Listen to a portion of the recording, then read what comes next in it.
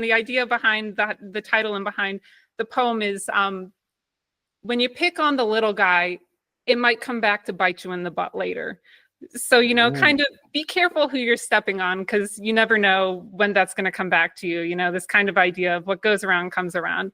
But so the story, it's a medieval fantasy, but it's a very grounded medieval fantasy, meaning that it in many ways resembles what would have been, you know, late Middle Ages in Europe. However, it is a completely fictional world that I've created here. And the story follows Mouse, who is the lady in waiting and also kind of the body double decoy for the empress of this vast empire. And she starts off in the story as this very disenfranchised person. She doesn't have a lot of autonomy. She doesn't really have control over her life. And somewhat early on in the story, she gets a piece of information that has the potential to change everything.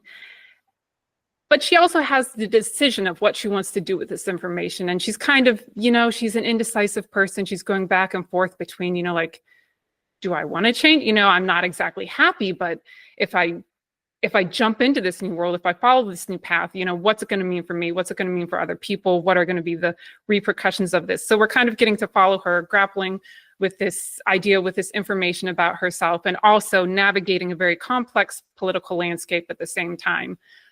Because she is someone, even though she doesn't have a lot of control, she still does have some status. You know, she has a lot of diplomatic relations that she's dealing with and things like that.